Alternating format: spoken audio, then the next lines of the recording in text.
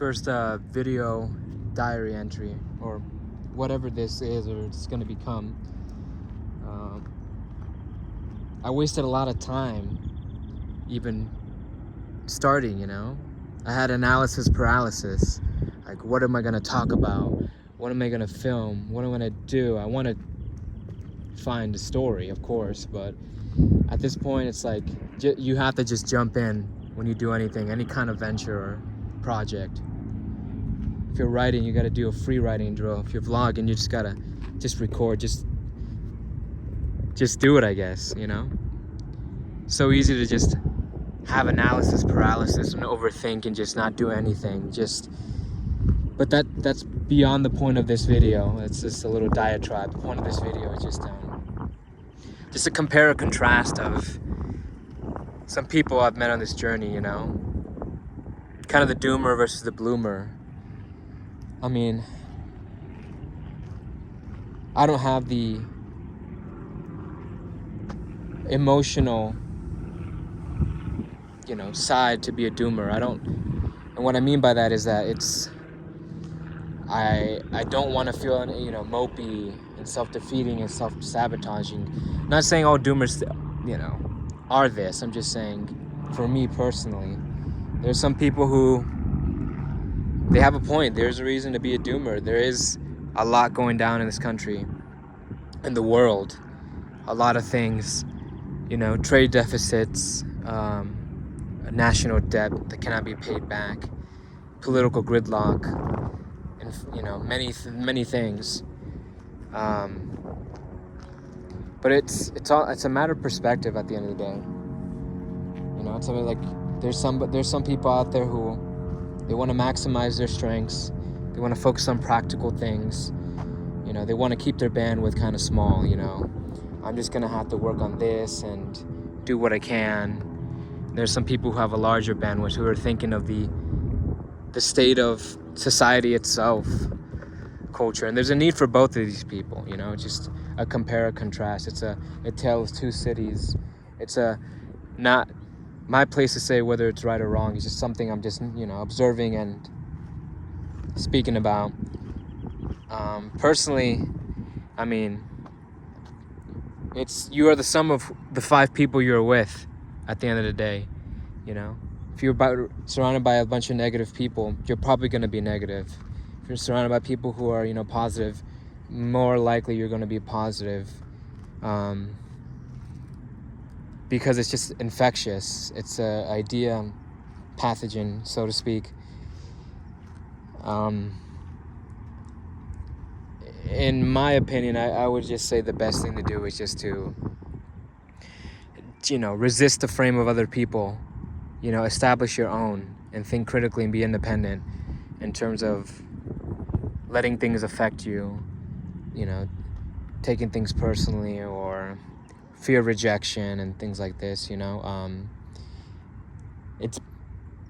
I would say it's better to just have a mentality of abundance instead of a mentality of scarcity, you know.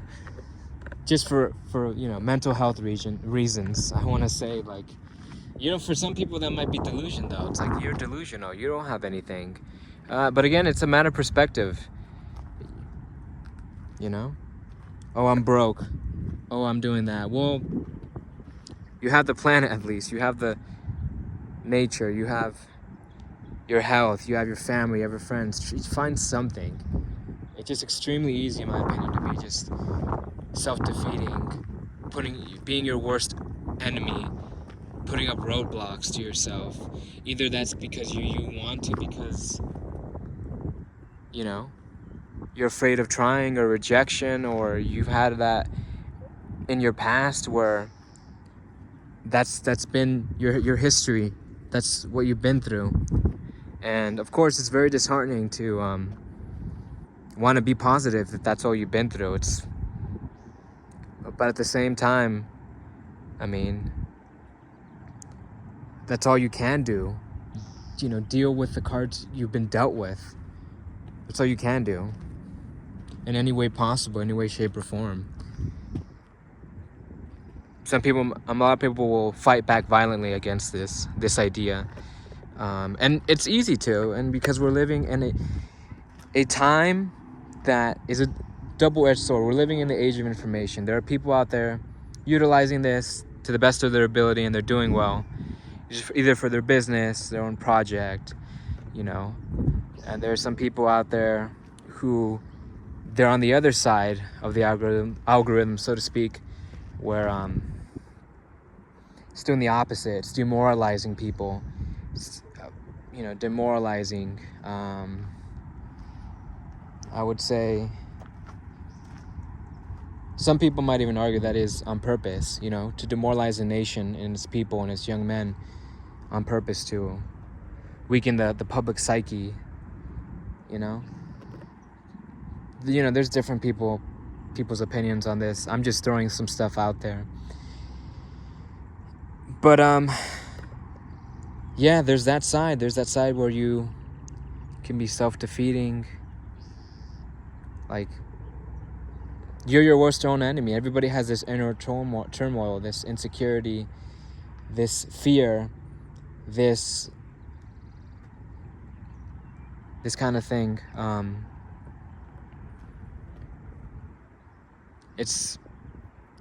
I want to say it's easier to think that way, though, because if you think this way, then there is no point of trying.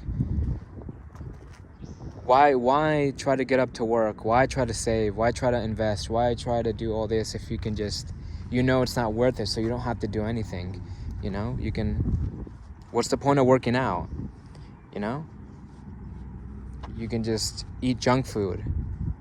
What's the point of community if you can isolate yourself in an echo chamber where people will just agree with you and just keep you in this cycle of this loop, this rumination of negativity, Some people might say, well, it's easier for you to say this because, some people are going to make assumptions, because this and that, and, I would say don't even assume. Just have a neutral, pragmatic viewpoint. Try to understand things as they are, It's easy to be like, well, you're privileged, or something like that. I mean, everybody has their own type of privilege, Some people are afforded health, looks, all that. But even if you do have it, there are some people I know who have all that, and it only goes so far, because you still have to maximize and deal with the cards you're dealt, whether you're on the lowest, I want to say, on the socioeconomic hierarchy, or the highest, even there's some people who are, and I know some people who know people who just have a bunch of wealth, but it's just, at the end of the day, it has become decadence, It's just really a very nuanced gray thing. It's not black or white, Of course, they can deal with things a lot easier because they have the resources to deal with it. For sure, no one's going to deny that. That's the pragmatism I'm telling you about, the I guess the impartiality that you should try to have.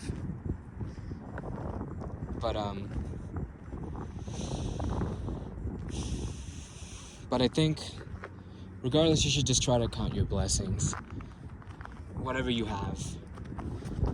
I mean, if you're healthy, you're young, we're living in the age of information, you should try to have somewhat of a mentality of abundance, a good portion of it, not an unrealistic one either, but what can you do? What can you offer the world? What can you offer your friends? What can you do for yourself? There's something someone has, and so everybody has a role to play.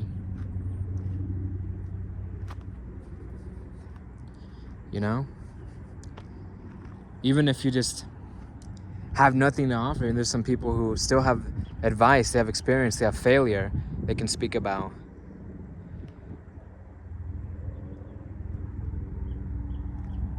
They have it's not just, I mean, if you have the little time you have, if you even have that, if you have the ability to even upload to YouTube or that, like, that infrastructure is not everywhere in the world where you just have a stable government, stable internet, stable, you know. Of course, it's not a fair comparison too, because everybody's going through different things in different states, you know, different ages, you know what I mean? But there is a universal experience for humanity, I would say. There is. It's hard to say what exactly it is. I mean, everybody's a seeker in their own way of something. Seeker of wealth, a seeker of friendship, a seeker of stories, you know, everyone's a seeker. Desire is like the core of human want. A bridge to cross, you know? People who sailed across other continents, people who, you know, I don't want to just have this corny kind of talk, but it's like, that's just what I'm thinking right now. I just hope that, you know, it could be useful for somebody out there. That there's someone out there kind of thinking, you know, hey man, like, you know, gotta do what you gotta do. And life, at the end of the day, man, life goes on. Life goes on. You know, it's an interesting compare and contrast between, you know, I know a myriad of people. I know people who are doing their, you know, they're following their passions, starting their business. I know some people who are lost souls, some people who have a defeatist mentality. It's like, you know, I would say though is that as much, you still have to listen to those people, even the people who are doomers, so to speak. There's still something, you know, there's a pearl of wisdom. There is a concept called prisca theologia, meaning there's wisdom in kind of everything, you know, Sun, Ren, Xing, and the Confucianism. Like, if I walk among 3 people, surely there is something I can learn from them. And surely there's something I can use this for and apply it in some way and have agency. And then that goes to many different things. Free will. Do we even have free will, you know?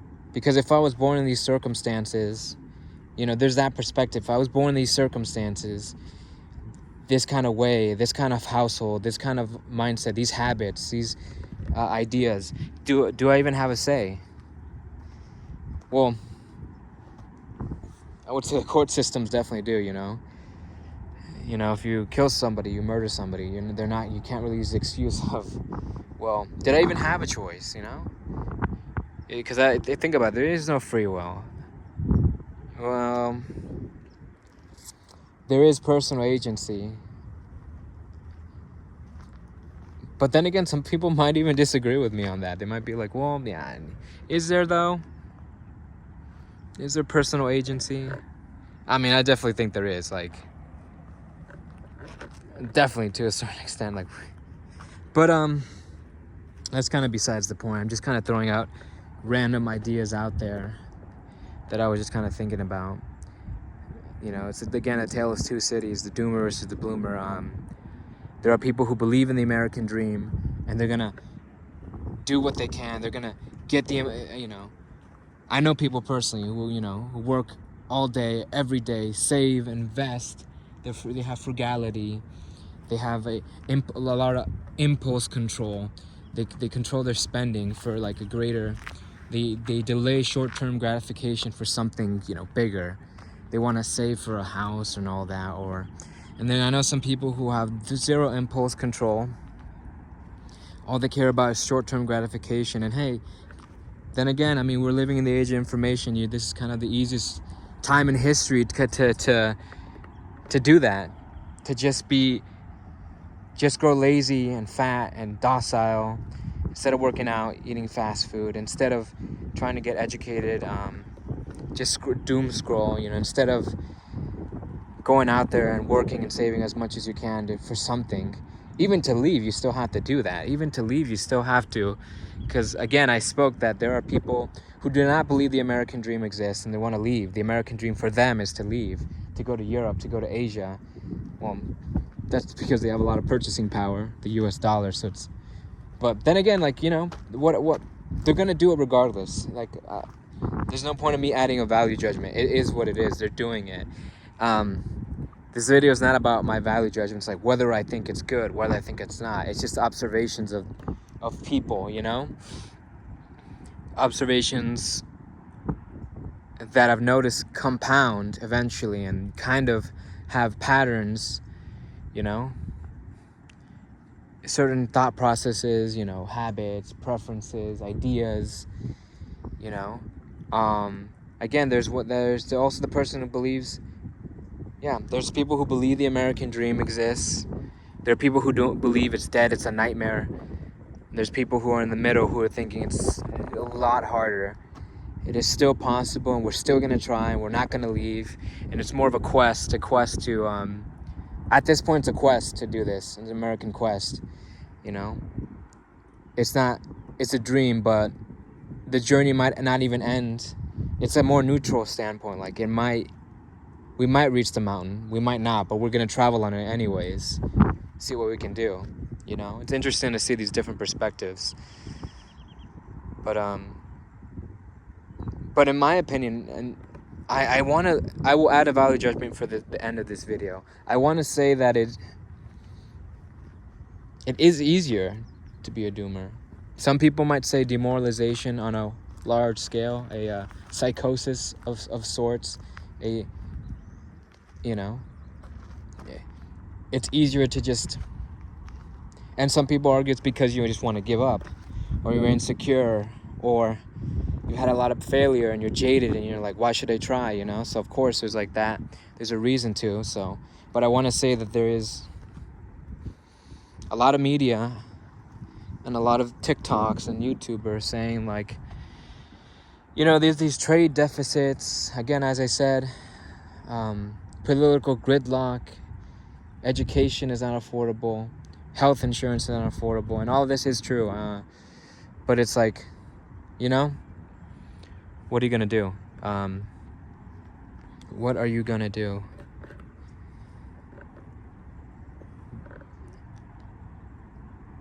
There are algorithms completely designed for this. Are algorithms completely designed to keep you in a feedback loop, whether that's positive or negative. In my opinion, you might as well be in a positive one. Some would call it delusional and be like, well, you're blind, and you are. And what I mean by the positive, well, like kind of a neutral positivity. It's like, well, there are a lot of bad things happening, but you know what? I'm still gonna try to do what I can, try to maximize what I have, deal with the cards I'm dealt with, have a realistic perspective, you know, still have agency, work, save, invest, share, grow, pursue. Because, I mean, if you don't grow, you will just rot. If you don't have a mentality somewhat of options, not even of abundance, but options, then you're never gonna feel like you have an ability to do anything, to have a different path. You're just gonna think, well, this is where I'm at, this is where I'm gonna stay, and I'll just rot, you know? But that's why the whole point of the project, in my opinion, is to talk different sides. There is a worker's plight. There are people who are working really hard for what they think is no reason, because everything's so expensive. Education, housing, and medicine, food, groceries, you know, things like that. And that's really true. That is 100% true. And there are people who are, again, it's what you do with it, you know? Still step forward or still work. There's still people who are like, well, I still, you know, life goes on, I still have to work. I'm still gonna, you know, do my business. And there are people I know who, they have lost everything and they had to regain it back. There are people who have been lucky there, you know? It's like, there's different stories. That's the whole point of the stories, you know. A little piece of each puzzle has the completeness of the oneness. Out of many, one.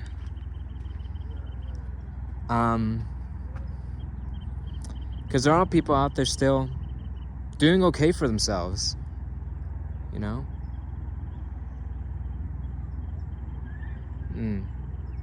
I guess that's what you can call it, man. It's the American quest versus the American dream versus the American nightmare. It's all a matter of perspective, but that's the whole point of having different opinions, to see what mirrors reality the most. In my opinion, reality usually is kind of to the middle, for the most part. Depends on the time period, you know. If it was the French Revolution, a lot of people, you know, you're gonna have a different set of circumstances. You know, you have the king who had a large debt from helping the Americans with the War of Independence, the American Revolution. That's why there was a lot of troubles in the French economy. And then some people think it's just decadence and corruption and things like that. And it's like, what's the reality, you know? At this point, it's become a diatribe with probably zero meaning at this point. But it's just, at this way, it's a way to just break from analysis paralysis, self-limiting beliefs, and, you know, putting something out there into the world.